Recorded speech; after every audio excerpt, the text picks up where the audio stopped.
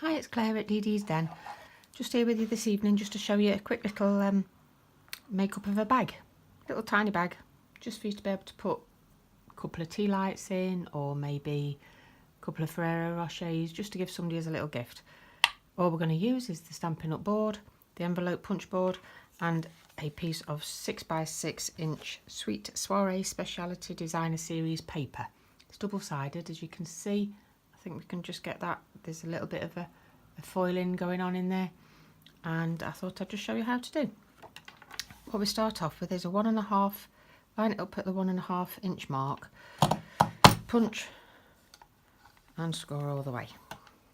Turn it 90 degrees, 2.5 inch mark, punch, score all the way, 1.5 inch, punch, score all the way, 2.5 inch, punch, score all the way. I'll turn it over so you can just see the score line so far. Then what we do, the little mark just here, the score guide, you line that up with the score marks that you've actually got on your card. Punch again and score all the way. Same again, line it up with the pre-scored line, punch, score all the way, and again, punch and score, and last one, punch and score.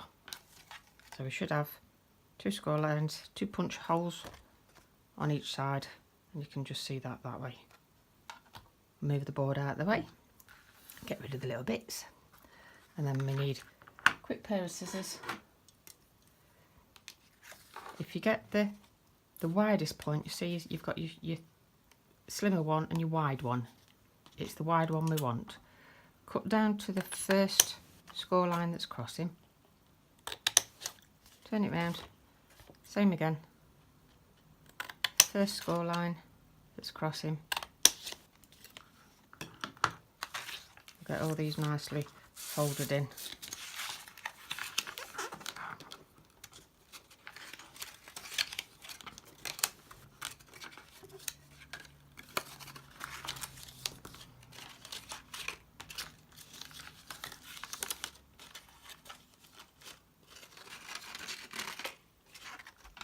I'm going to grab this back again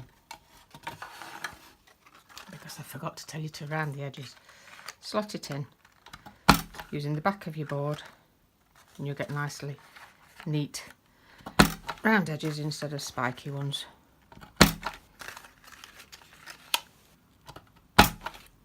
Okay, back out of the way again. Then what we do is a quick fold. So your taggly bits are going to fold onto your long edge.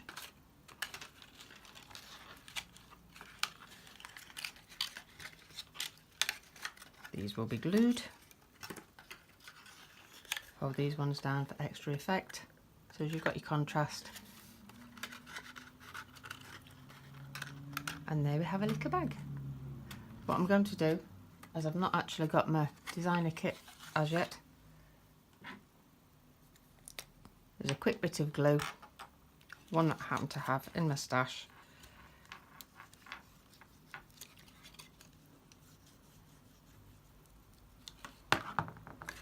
Just so as you can get the idea.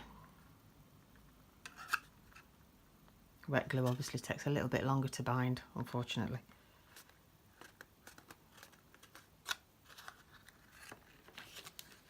Although this one's not too bad, to be fair.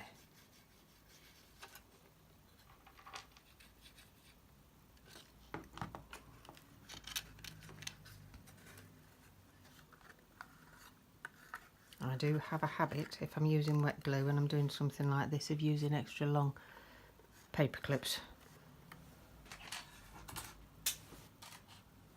just to tag them into place.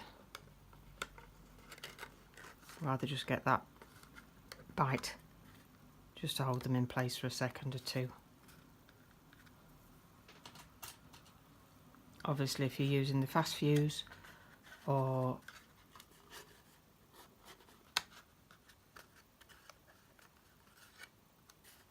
this nail adhesive, then you'll be able to stick them quite easily down without faffing about with your wet glue. That should be done in a second or two.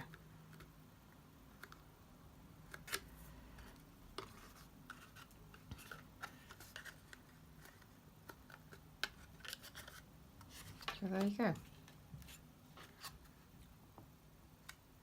One little trinket box.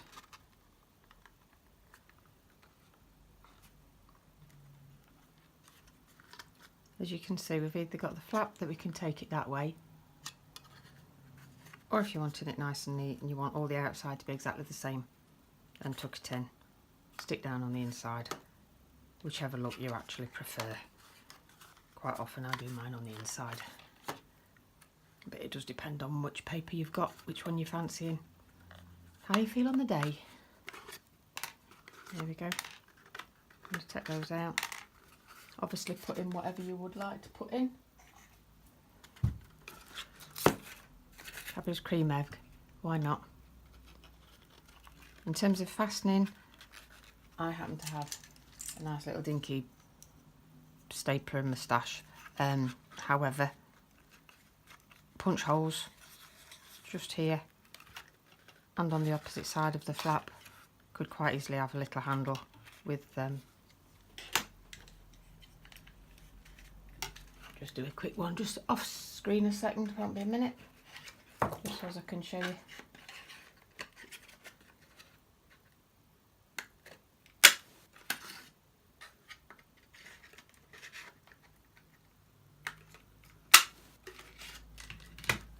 There you go. With holes, bit of ribbon threaded through. Would very nicely finish that off. One gift bag complete. Ta-da!